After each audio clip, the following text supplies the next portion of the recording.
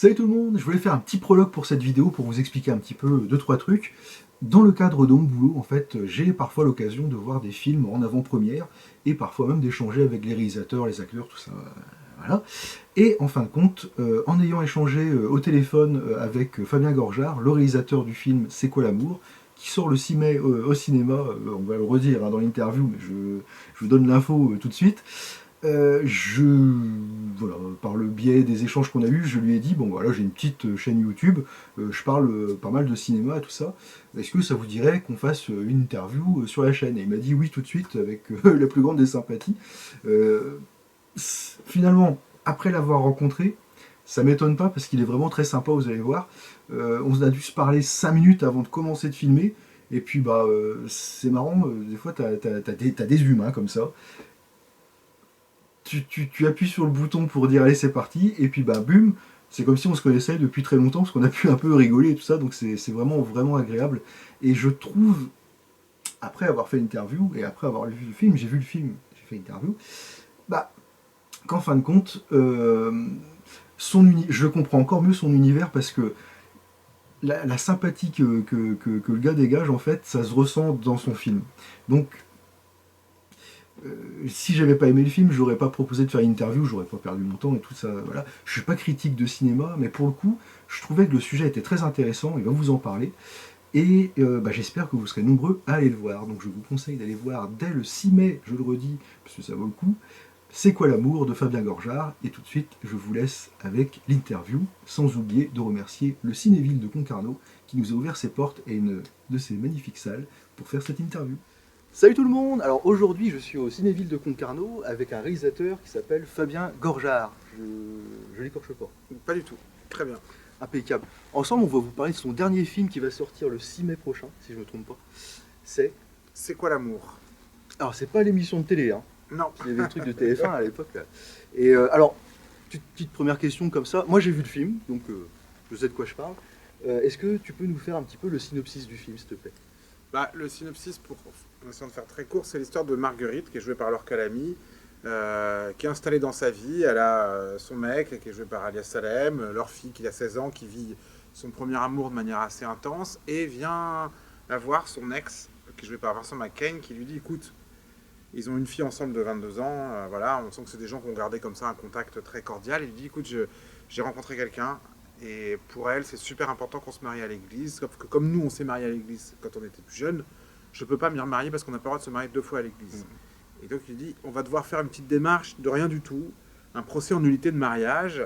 Et voilà. Sauf que évidemment, ce procès en nullité de mariage, c'est pas une démarche de rien du tout, et ça va les obliger à suivre la procédure déjà d'une part, mais surtout à replonger dans leur histoire, qui va avoir, ça va remuer des choses, ça va faire ressortir des choses du passé, et ils vont être très troublés parce que ça leur fait traverser.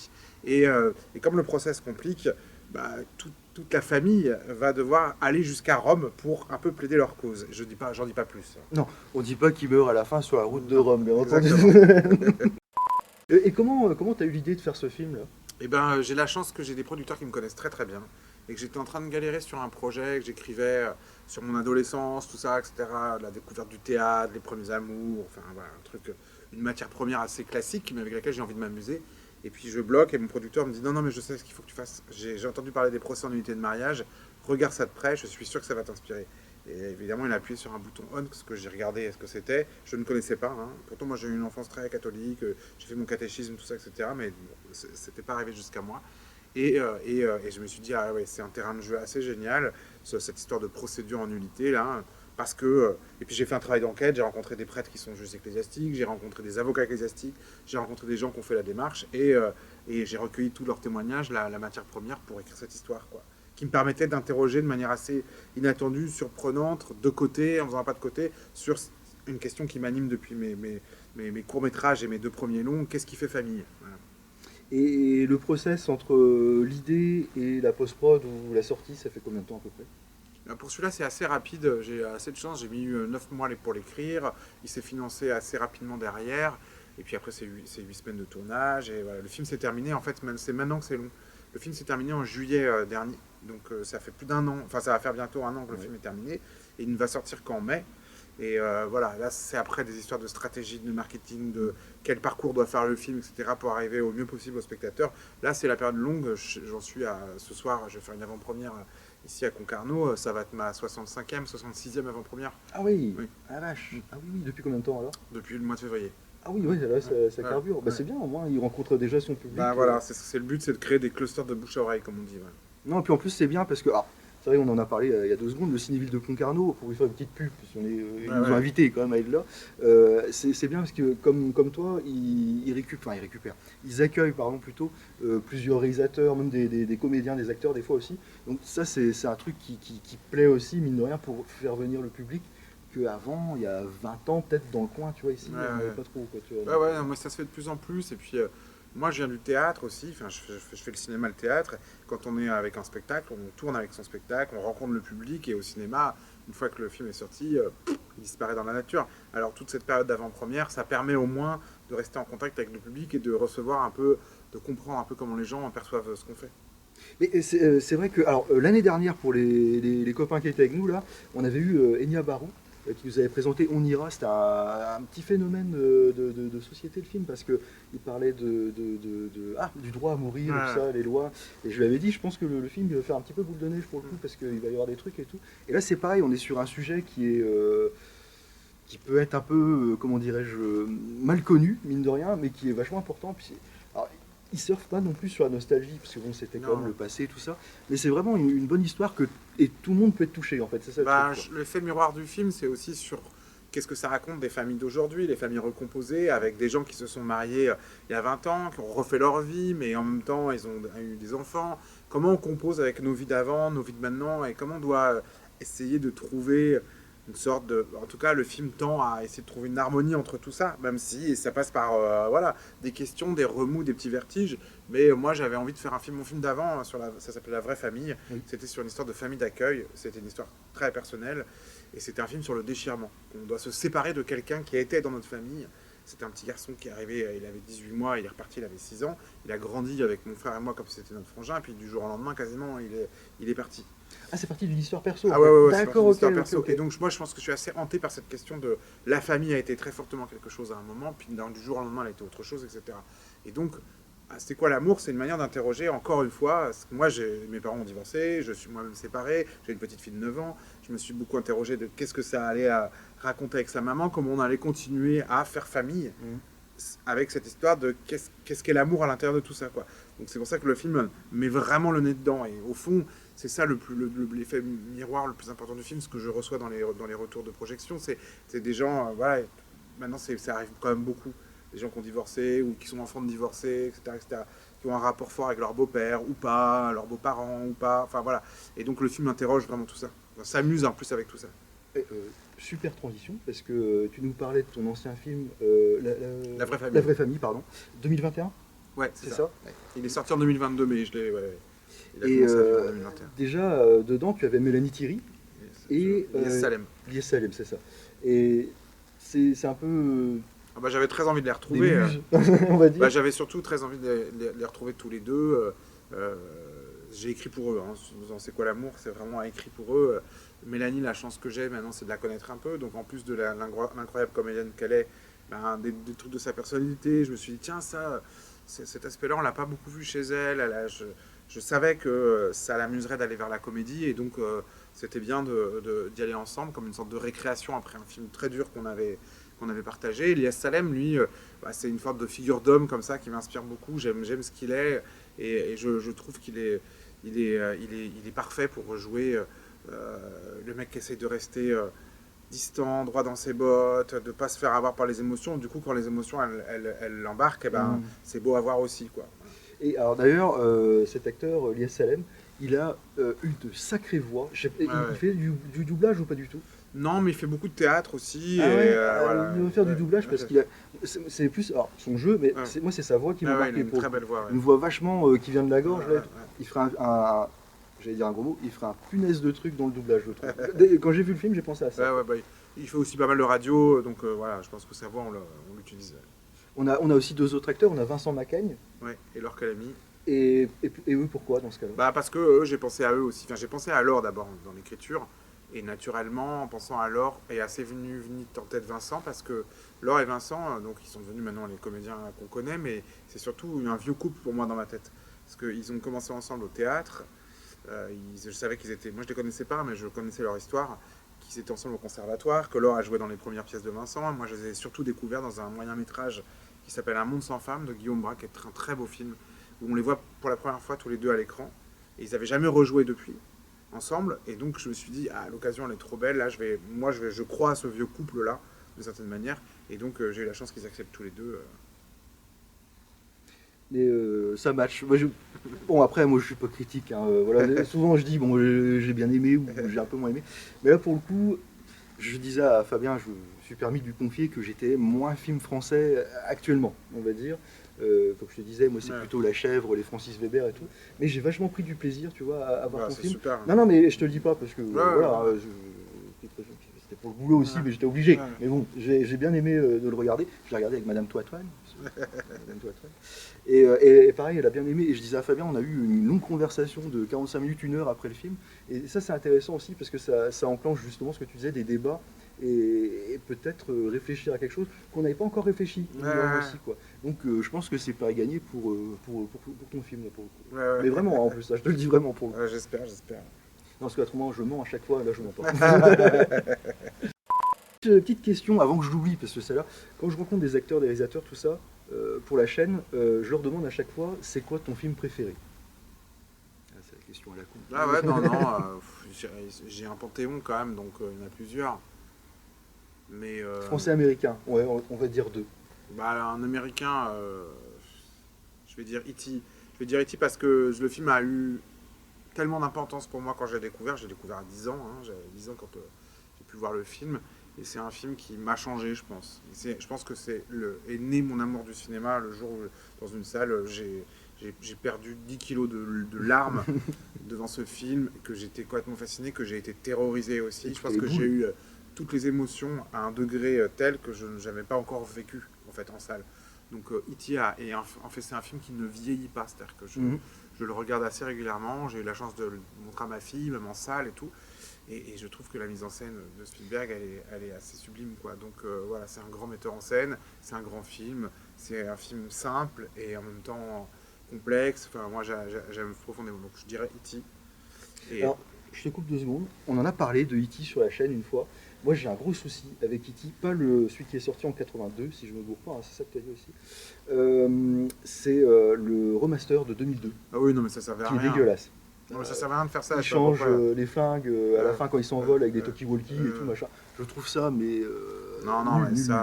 ça c'est idiot d'avoir fait ça. Ça Mm. n'a aucun intérêt. Mais oublions cela. Elle est facile à trouver l'autre, hein, Oui, la ah oui, version. oui, Heureusement, j'ai galéré, mais je l'ai trouvé. elle a pas annulé les autres versions. Et puis le film français, alors pareil, un film qui est beaucoup plus tard dans ma vie, au moment où moi j'étais très film américain, film d'action, où j'avais des posters de Stallone, Schwarzenegger, Van Damme dans ma chambre. Mais j'avais quand même un amour du cinéma qui était quand même important, et de temps en temps je regardais un peu des choses qui sortaient un peu de mes goûts. Et presque par hasard, un soir à la télé, sur Arte, j'ai vu Les Vacances de Monsieur Hulot de Jacques Tati. Ah, Et Les Vacances de Monsieur Hulot, pareil, c'est comme E.T., c'est un film qui m'a changé. C'est-à-dire que j'ai tellement aimé, je m'attendais tellement pas à aimer ce genre de film, que après ça m'a fasciné. J'ai été obsédé après par le cinéma burlesque. C'est commencé par Tati. Tati est devenu, a continué à être très important pour moi. Je connais tous ces films par cœur, enfin au plan près, je pense que je connais l'œuvre de Tati. Et puis après, j'ai découvert les burlesques, Chaplin, Keaton, tous ceux dont lui il s'est inspiré. Donc ce cinéma a pris beaucoup d'importance dans ma vie à un moment donné. Puis après, voilà, il y a d'autres choses qui sont arrivées. Mais voilà, s'il y a un film français qui, pour le coup, je peux dire que l'impact a été fort, c'était Les Vacances de Monsieur Hulot, donc Jacques Tati. eh ben, t'es pas le premier à nous le dire, C'est Jacques vrai. Tati. Non, non, c'était. Ah, j'ai mangé son nom. Tu sais, qui chante dans les choristes, j'ai oublié son nom et son prénom. Ah, le petit garçon, hein. Ouais. Ah, ouais, je sais plus. Punaise, je le mettrai Ouais. en sous-titre, Ouais. que j'avais vu il y a 1 an et demi par là en convention. Et pareil, je lui ai juste posé la question, c'est quoi ton film préféré? Et lui, pareil, bah, c'était Tati beaucoup. Bah, je pense que Tati, on peut ne pas du tout accrocher. C'est comme un cinéma très particulier. C'est une proposition de cinéma assez radicale dans ce qu'elle est. Mais Voilà, quand on est touché, on peut être bouleversé poétiquement. Voilà, c'est vraiment ce qu'on appelle l'épiphanie poétique, quoi. On est touché par un truc. Et moi, ce que j'adore, ce que j'espère que j'ai gardé dans mes films de Tati, parce que c'est impossible de citer Tati. C'est trop particulier. Ça marche pas de citer Tati. On peut citer Spielberg, mais on peut pas citer Tati. Je trouve que ça se voit trop. Et puis en plus, il faut connaître, etc. Mais par contre, moi, il y a un truc que j'essaye de garder de lui, c'est que Tati, pourquoi c'est aussi bien aussi, c'est parce que l'observation qu'il a des gens, elle est belle. C'est-à-dire qu'en fait, les gens dans leurs travers, dans leurs défauts, donc Tati c'est très physique, hein, il regarde les gens, comment ils se comportent, comment ils bougent dans l'espace, etc. Il se moque jamais d'eux. Mais par contre, il adore magnifier leurs travers. Et moi, c'est important pour moi sur les personnages. Mes personnages sont tous des gens un peu nuls, tu vois, qui ratent un peu des choses, qui sont pas un peu losers, un peu... voilà, qui sont pas toujours adroits. Fred, il dit pas tout à Marguerite. Ouais, Marguerite, elle est un peu mauvaise foi. Voilà, ils ont tous des travers, mais c'est leurs travers que j'aime. Et Tati, c'est exactement ce qu'a construit son cinéma. Le travers des gens a fait la force de son cinéma. Et il en a fait du spectacle. Voilà. C'est en ça que je me rapproche. C'est du cinéma réalité, finalement, quoi. C'est une traduction de la réalité. Ouais, c'est une traduction de la réalité, absolument. C'est pas la mer à boire, hein. Est-ce avec lui que vous avez perdu votre virginité? Il a pas arrêté de sous-entendre que j'étais une énorme pute parce que toi t'as dit que j'avais couché avec tout le monde à tout va. Je voulais savoir quels sont tes projets ensuite après ce film. Je suis en train d'écrire, j'essaye d'écrire un scénario, mais dans cette longue période de tournée, c'est très dur de se concentrer. Parce que je bouge tout le temps, j'ai d'un hôtel à l'autre, d'un train à l'autre, etc. J'ai du mal à me concentrer. On rappelle que Fabien, il est en plein... en pleine tournée depuis 3 mois, et c'est ma 65e date, ce soir peut-être 66, 67. Et je ne compte plus maintenant, j'ai arrêté de compter à 50. Et donc voilà, j'essaie de travailler sur un film qui réunira mon amour du cinéma et mon amour du théâtre. Une sorte de comédie aussi, une sorte de farce, mais qui marcherait, vous savez, sur un principe de grand canular, un peu à la Goodbye Lénine ou à la Truman Show, quelqu'un qui vit quelque chose, qui pense vivre quelque chose qu'il n'est pas en train de vivre en réalité. Voilà, j'en dis pas plus. Et ça se passera dans un théâtre. Alors, on est à Concarneau, en Bretagne. Et je peux dire que ça s'appelle Cosmo, voilà, pour l'instant. Le titre provisoire, c'est Cosmo. Est-ce que c'est un film que tu pourrais venir tourner dans le coin? Ah bah, s'il y a un théâtre qui m'accueille, absolument. Il faut un beau théâtre, vous savez, soit un théâtre à l'italienne, quelque chose qui est comme ça, un peu une sorte de beauté à l'intérieur, parce que comme c'est un lieu qu'on va filmer sur toutes les coutures, il faut quand même que le décor soit beau. Donc voilà, mais je pense qu'il y en a en Bretagne, comme il y en a partout en France, il y en a sûrement un en Bretagne. Mais on ne sort pas du théâtre par contre. À Quimper, je pense que c'est pas mal. Parce que moi je connais que la salle moderne à Quimper, j'ai pas vu l'ancienne. Ouais, c'est vrai, absolument. Bon là c'est du local, hein. Quimper, ce serait super, c'est là où j'ai grandi moi. Mais c'est pour ça. Oui, c'est pour ça que je posais. Moi je le savais, j'avais déjà posé la question. Mais pour le coup, voilà, Fabien m'avait dit, ouais, ce serait pas mal si je pouvais venir tourner ici dans le coin. C'est ce que tu avais failli faire d'ailleurs pour La Vraie Vie, je crois. La Vraie Famille, absolument. La Vraie Famille, j'ai tourné en Bretagne, mais pas ce côté-là, j'ai plutôt du côté de Saint-Malo. Voilà. Mais j'ai fait des repérages, mais même pour plein de mes courts-métrages, j'ai fait des repérages ici, et à chaque fois, pour des raisons toujours diverses, j'ai jamais réussi à tourner encore dans le coin, quoi. J'avais fait même des repérages à Pont-l'Abbé, aller sur l'île Chevalier, j'ai fait beaucoup de repérages dans le coin, et j'ai jamais réussi encore. Si tu viens tourner dans le coin, tu as besoin d'un acteur un peu beau gosse et tout. Tu connais quelqu'un? Peut-être. On va passer à la dernière question. J'ai envie de revenir au film quand même, c'est quoi l'amour? Qu'est-ce que tu dirais aux gens pour aller le voir? Ce serait quoi ton argument premier pour aller le voir? Bonne question. Je pense que il y a deux choses qui peuvent se passer avec ce film. C'est que, a priori, on peut rire quand même un peu. Hein. Il y a le Grand Prix à Alpe d'Huez, c'est le festival de la comédie. Donc, voilà, on peut rire, on peut passer un moment amusant. Et en plus, peut-être qu'il peut nous renvoyer à des réflexions et à des choses. On a mis sur l'affiche, cette famille c'est la vôtre, parce que le film joue comme un miroir sur les gens, je le sens bien. Donc je pense qu'à la fois on peut beaucoup s'en amuser et peut-être y retirer, comme tu as dit, matière à discuter derrière. Ah bah là je peux te dire avec Madame Toitoine, comme je disais, c'est clair, ça c'est clair. Fabien, merci beaucoup c'est moi d'être venu sur la chaîne, et puis vous n'hésitez pas, vous lui dites merci en commentaire aussi, il n'y a pas de problème, je racole un petit peu. Tu m'enverras le lien de la chaîne. Ah oui, t'es pas abonné? Non, pas encore. Mais elle passera jamais la vidéo. En tout cas, merci à Fabien. On te souhaite une très bonne continuation. On te souhaite plein de succès au film parce que pour le coup, c'est vrai qu'il vaut le coup. Comme je le disais, voilà, moi, les films français, hein. Celui-là, pour le coup, et je suis resté, tu vois, j'ai pas fait de pause ou un truc comme ça. Parce que souvent, je fais plein de pauses pendant les films. Là, j'étais dedans. Pour le coup, Si t'as j'étais pas fait de dedans. pause, c'est bon signe. Et à la limite, je me suis dit, on a vu qu'il dure un petit peu plus longtemps du côté de Rome. J'en dis un peu plus, Bah, mais je vais voilà. faire le 2 alors. Ouais. Voilà, c'est quoi la mort 2? Ou comme, comment c'est tu sais, avec Clavier, là, qu'est-ce qu'on a encore fait au bon Dieu? Ah ouais. C'est quoi encore l'amour? Ouais, c'est quoi encore l'amour? Exactement. Pas mal. Merci d'avoir regardé la vidéo. Merci beaucoup. Fabien, merci encore. Et puis bah, à la prochaine. Salut.